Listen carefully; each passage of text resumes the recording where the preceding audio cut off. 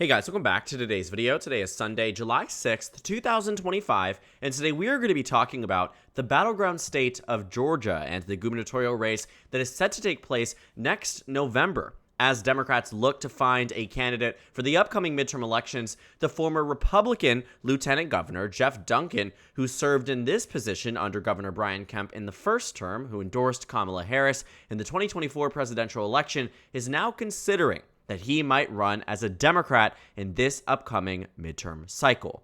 Now, it's a pretty big set of news coming out of a state where we saw a recent announcement from former mayor of Atlanta, also a member of Biden's administration during the term that just was completed, Keisha Lance Bottoms announcing her bid, as we saw Lucy McBath, who's a U.S. representative from Georgia's 6th District. She replaced Karen Handel in 2018, one of the Democratic candidates who flipped a red seat from the 2016 cycle, who initially announced that she was very adamant that she was going to be running for governor. She was very much in this race, and then there became a lot of health complications with her husband.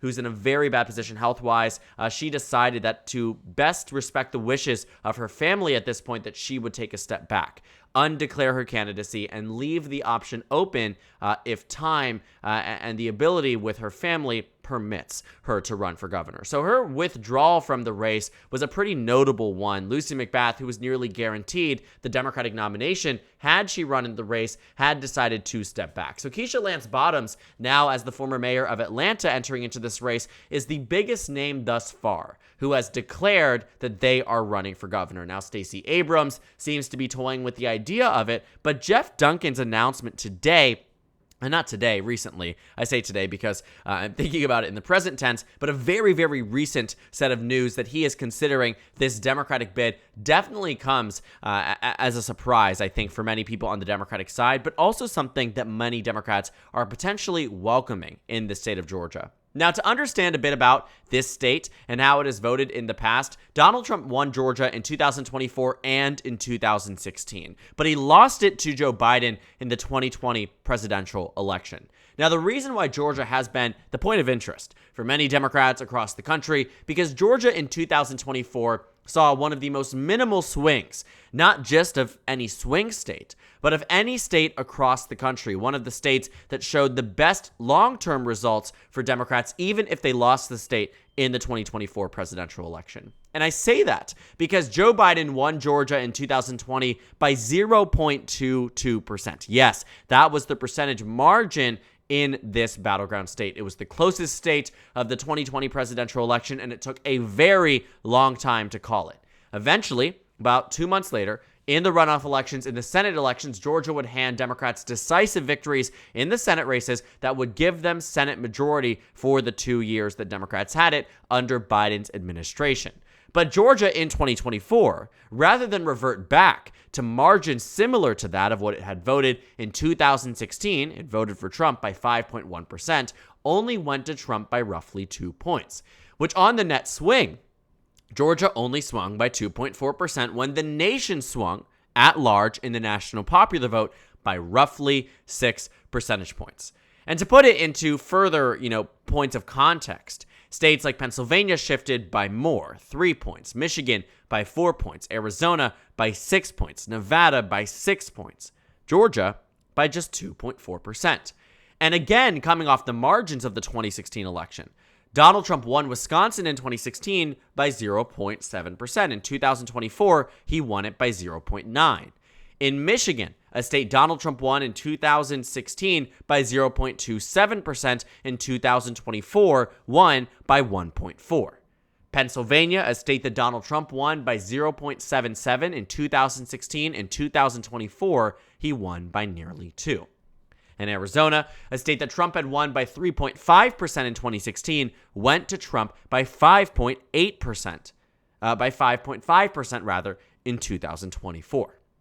So Georgia, going from a state that was Trump plus 5 to Biden plus 0.2 to Trump plus 2, was certainly the swing that makes Democrats hopeful about their chances in 2026, when the national environment is more beneficial for Democrats.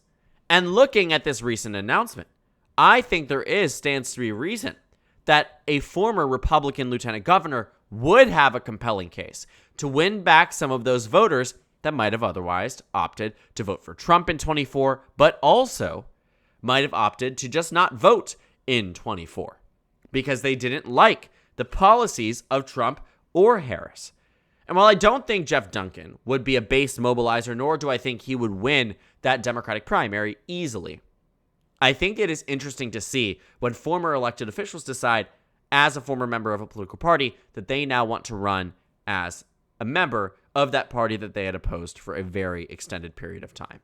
And while Georgia, I think, might not be an indicator of what would work nationally, I don't think running a former Republican as a Democrat for president would win you nationwide. I don't think if Liz Cheney was the 2028 Democratic nominee for president, that it would do enough to win on the national stage.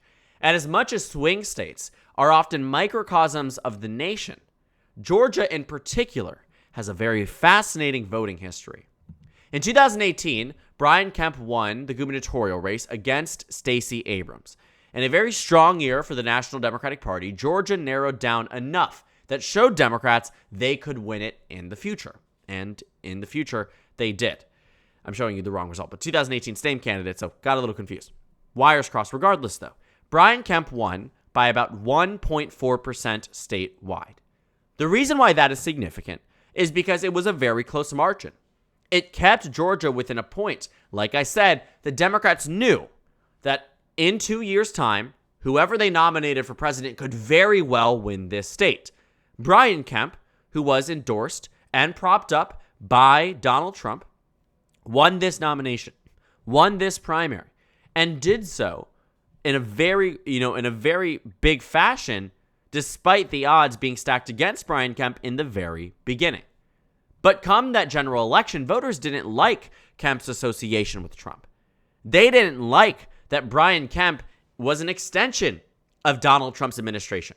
And so he almost lost in a state that Donald Trump had won by a likely margin in 2016. But he still won.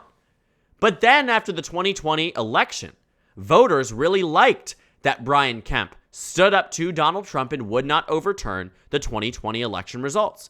I kid you not, there was a substantive increase in his approval rating, his meaning Brian Kemp's approval rating, after that. Brad Raffensperger, too. And while it didn't make them super popular names in the Republican Party, Brad Raffensperger, who we saw, Jody Heiss, a former U.S. representative, or at the time incumbent U.S. representative, decide to try to primary Raffensperger in the Republican Party. We saw it with Brian Kemp, too, with David Perdue. Both of them lost in landslides. Why? Because Trump's effect wasn't enough to overcome the popularity of these incumbents. Regardless, though, the point that I'm making is that what we saw after 2020 was that voters really liked Brian Kemp, seemingly being bipartisan. Now, on every policy point, Brian Kemp was a MAGA conservative. He agreed with Donald Trump on everything, endorsed him in 2016, in 2020, in 2024. Brian Kemp was, and in many ways is, a representation of Donald Trump's Republican Party, and adapted as such in the day and age of Donald Trump's Republican Party. But in 2022, Brian Kemp far outperformed what the Republicans were doing in the Senate races in Georgia because he was seen as a moderate. And Brian Kemp defeated Stacey Abrams by roughly 8 percentage points across a state that in 2018, Brian Kemp only won by 1.4. And I know 2022 was a very different national environment for Democrats than 2018 was, but might I remind you that it was that same national environment that led Raphael Warnock to victory in the Georgia Senate race. A victory point that nearly hit 3 points across the state. So yes, in November of 2022 and December of 2022, Georgia might have been more conservative than in 2018. But not to the degree that Brian Kemp had won his margin by. And when you think, too, I mean, this wasn't the only election that was going on. Brad Raffensperger's popularity, especially around the Atlanta metro area for standing up to Trump, led him to a victory point across the state of nearly 10 points. When the attorney general's race was much closer than the governor's race, when the lieutenant governor's race was much closer than the governor's race, there are reasons for this. Because voters who went out there and said, I'm voting for Raphael Warnock, and I'm voting for Democrats for the lieutenant governor, and I'm voting for Democrats in the state representative race, and I'm voting for Democrats in the attorney general's race, but I'm voting for Brad Raffensperger and Brian Kemp. Why? The answer always came back to the 2020 presidential election and this perception, not reality, but this perception of being more middle of the road, more centrist, and more moderate. And voters, Democrats and Republicans alike, ate that up in the 2022 midterm elections. Now, 2026 provides a very strong opportunity where maybe running a moderate isn't as necessary. In 2026, these midterm elections could be conducive and are likely conducive to a more progressive and more left-leaning individual to win the governorship in Georgia because of the national stakes. In 22, I do think that somebody like Jeff Duncan, who had served as the Republican lieutenant governor, who has, in a way, in the words of the people around them, seen the light for the Democrats, switched sides and decided, I'm going to run as a more middle-of-the-road voter or middle-of-the-road candidate. And so while I think that could have been an electoral pathway to victory in 22 against somebody like Brian Kemp, because you fight fire with fire, in 2026, I don't know if this is something that Democrats would even want in their primary, but much less to in a general election if it is necessary. But this announcement, I think, really does, not announcement, but this flirtation with an announcement could very well shake up this race. Because you could find that in 2026, Democrats could try to say, let's just play it safe. Let's nominate Jeff Duncan. He might not be everything we want, but he's sure a lot better than Brian Kemp. On the flip side, there could be that base of the Democratic Party that is fed up with this more moderate, more centrist, more middle-of-the-road politics that in many people's eyes, too, on the left, believe have gotten them nowhere. And while there will be that primary and that battle, should Jeff Duncan decide to run for governor, I think even the idea of it really does call into question exactly what the Georgia race might look like come November of 2026. And while I do think there is a possibility that Jeff Duncan, Keisha Lance Bottoms, that anyone on the Democratic side, anyone strong on the Democratic side, could win the governor's race, margins matter to the utmost degree. And a big reason for that is because in 2026, it isn't just Georgia voting for governor. It's Georgia voting for Senate. And it's Georgia voting in some very important House races. Take a look at 2024 about what mattered in the last election. This Georgia's 2nd district could see possibilities of swinging away from the Democrats. What we saw, though, was that in 22, Democrats still held strong in it, and it's a gerrymandered state. You're not going to make much inroads in some of these other districts. They've been drawn in a way that it becomes much more harder to see. But it would be interesting. And I think it matters beyond that, too. If you're spending and having to spend less money on the Senate race and the governor race and the House races there, then you can spend money elsewhere as a national Democratic Party. And it provides the opportunity that if you're not as worried about Georgia, for a variety of different reasons, John Ossoff is a strong candidate, someone else runs to the Democratic side, it doesn't matter who, if they end up being a strong candidate, there would be a less hyper focus on the state. And there should be, right? Because the focus is to expand the map, right? In a way, build back bluer for the Democrats in 2026. Sorry, bad joke. But seriously speaking, there are real considerations to be had about Georgia's politics and Georgia's 2026 race. And Jeff Duncan's flirtation with a potential gubernatorial bid where he ruled out, I'm not running as a Republican. I'm not running as an independent. I would only, if I was to do it, run as a Democrat. It'd be interesting, to say the least. And so, we'll see what happens. We will see how he makes this decision. Right now, he's still a registered Republican. He has already said that he has broken away from the GOP. It isn't something that he seems to be all in for, and it would be really hard for him to win a Democratic primary. I mean, we even saw, I think the last time you could see something this big was in 2010 when there was a Democratic primary where the incumbent Democrat Arlen Specter switched parties from being a Republican to a Democrat and then ran in the Democratic primary, lost to Joe Sestak. The primary was lost by the incumbent Democrat, but he was a longtime Republican. Voters didn't like that. Republicans ended up winning the race because they did not have a viable candidate in the general. So there were so many, autopsies of that race that said if Sestak had not been the nominee and they'd given it to Arlen Specter, they would have won the race. 2010 was a very bad year for Democrats. It's really hard to make any type of really direct, comparison there, but it's certainly something to look at.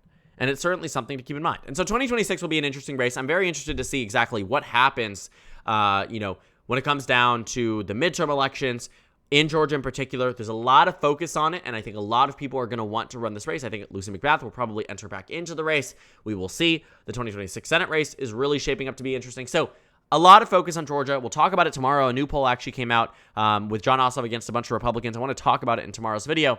Georgia right now, very interesting governor's race. Definitely something the Democrats might need to take a look at to see if this is what they want for 2026, if they want it, if it's going to happen, because it could be a possibility in 26. Also might not be. Just something to talk about, something that is very interesting about a race that is already going to get a lot of national attention. So thank you guys so much for watching this video. Make sure to comment down suggestions below. Subscribe on the left if you haven't already, and check out the Instagram and Twitter. At the bottom left of the screen, there's also a Discord server for you to go ahead and join. On the screen, there's a video for you to watch, and then a playlist for my 2026 governor election analysis videos. Again, thank you guys so much for watching, and I will see you all tomorrow.